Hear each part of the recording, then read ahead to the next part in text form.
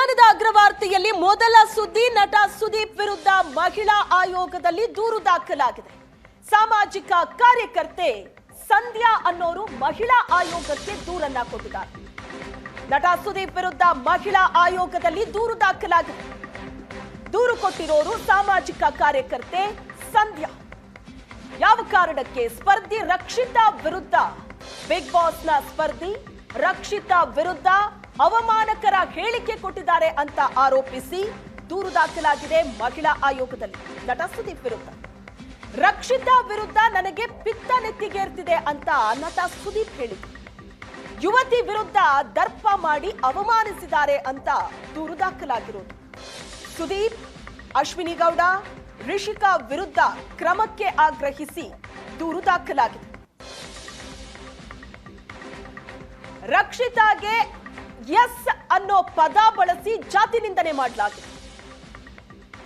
Code word ಬಳಸಿ ರಕ್ಷಿತಾರನ್ನ ನಿಂದಿಸಲಾಗಿದೆ.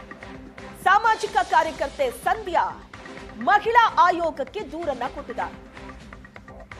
Big ಬಾಸ್ನ ಸ್ಪರ್ಧಿ Rakshita ಬಗ್ಗೆ ಸುದೀಪ್ ಕೊಟ್ಟಂತಹ ಸ್ಟೇಟ್ಮೆಂಟ್, ಅದರ ಬಗ್ಗೆ ದೂರು ದಾಖಲಾಗಿರೋದು. ಸುದೀಪ್ ಮಾತ್ರ ಅಲ್ಲ, ಅಶ್ವಿನಿ ಗೌಡ, ರಿಷಿಕಾ ವಿರುದ್ಧ ಕೂಡ ದೂರು ದಾಖಲಾಗಿದೆ. ಈ ಬಾರಿಯ ಬಿಗ್ ಬಾಸ್ ದೂರುಗಳಿಂದಲೇ ಸಾಕಷ್ಟು ಸದ್ದು ಮಾಡ್ತಾ ಇದೆ. ನಟ ಸುದೀಪ್ ವಿರುದ್ಧವೇ ಈಗ ಮಹಿಳಾ ಆಯೋಗದಲ್ಲಿ ದೂರು ದಾಖಲಾಗಿರೋದು. ಬಿಗ್ ಬಾಸ್ ಸ್ಪರ್ಧಿ ರಕ್ಷಿತಾ ವಿರುದ್ಧ ಅವಮಾನಕರ ಹೇಳಿಕೆ ಕೊಟ್ಟರು ಸುದೀಪ್ ಅಂತ ಆರೋಪಿಸಿ ಸಾಮಾಜಿಕ ಕಾರ್ಯಕರ್ತೆ ದೂರು ಕೊಟ್ಟಿದ್ದಾರೆ.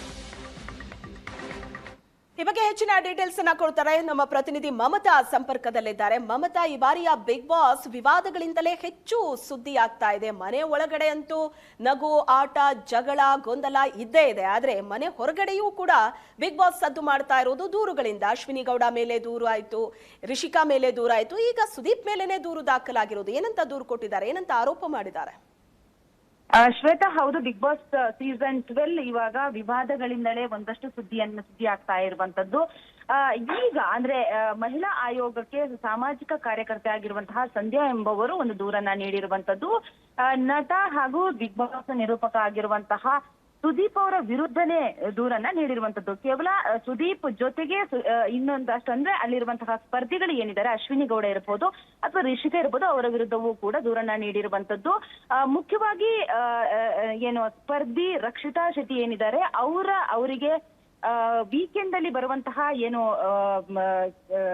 ಕಾರ್ಯಕ್ರಮದಲ್ಲಿ ಏನಿದೆ, ಬಿಗ್ ಬಾಸ್ ಕಾರ್ಯಕ್ರಮದಲ್ಲಿ ಇದ್ರಲ್ಲಿ ಆಕೆಗೆ ಒಂದು ಸುದೀಪ್ ಅವ್ರು ಹೇಳ್ತಾರೆ, ನಿನ್ನಿಂದ ನನಗೆ ಅಂದ್ರೆ ಪಿತ್ತ ನೆತ್ತಿಗೆ ಇರುತ್ತಲ್ಲ, ಅದಕ್ಕಿಂತ ಮುಂಚೆ ನನಗೆ ಅಂದ್ರೆ 2 ಬಾರಿ ನಗು ಬರುತ್ತೆ. ಒಂದು ತುಂಬಾ ನಗು ಬಂದಾಗ ನಗು ಬರುತ್ತೆ, ಮತ್ತೆ ಇನ್ನೊಂದು ಪಿತ್ತ ನೆತ್ತಿಗೆ ಇರೋದಕ್ಕಿಂತ ಮುಂಚೆ ನಂಗೆ ಬರುತ್ತಲ್ಲ ಅದು ಅನ್ನುವಂತ ಮಾತನ್ನ ಹೇಳ್ತಾರೆ.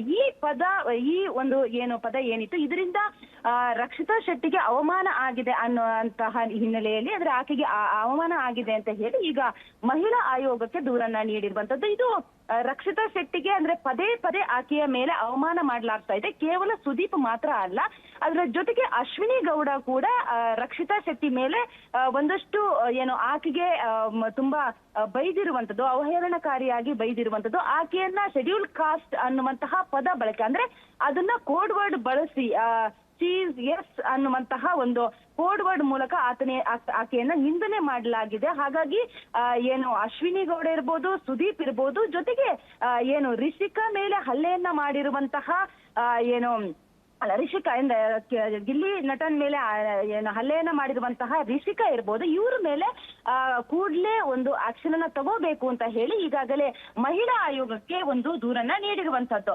ನಿನ್ನೆ ಈ ಒಂದು ದೂರನ್ನ ನೀಡಿರುವಂತದ್ದು ಮುಖ್ಯವಾಗಿ ಅಂದ್ರೆ ಸುದೀಪ್ ಅವರ ಮಾತು ಯಾವ ರೀತಿ ಇದರಲ್ಲಿ ಒಂದು ಮಹಿಳೆಯರ ಮೇಲೆ ಯಾವ ರೀತಿ ಅವಮಾನ ಮಾಡುವಂತಹ ಒಂದು ಪದವನ್ನ ಬಳಕೆ ಮಾಡಿದರೆ, ಇದಕ್ಕೆ ಮಹಿಳಾ ಆಯೋಗವೇ ಇದಕ್ಕೆ ಮಧ್ಯ ಪ್ರವೇಶಿಸಿ ಅವರನ್ನ ಉತ್ತರವನ್ನ ಪಡಿಬೇಕು ಅನ್ನುವಂತಹ ನಿಟ್ಟಿನಲ್ಲಿ ಈಗಾಗಲೇ ಸಂಧ್ಯಾ ಅವರು ದೂರನ್ನ ನೀಡಿರುವಂತದ್ದು. ಸದ್ಯಕ್ಕೆ ದೂರನ್ನು ಕೂಡ ದಾಖಲಿಸಿಕೊಳ್ಳಲಾಗಿದೆ. ಆದ್ರೆ ಇದಕ್ಕೆ ಯಾವ ರೀತಿ ಪ್ರೊಸೀಜರ್ ಮಾಡ್ತಾರೆ ಅವರಿಂದ ನಿಮ್ಮೆಲ್ಲ ಡೀಟೇಲ್ಸ್ಗೆ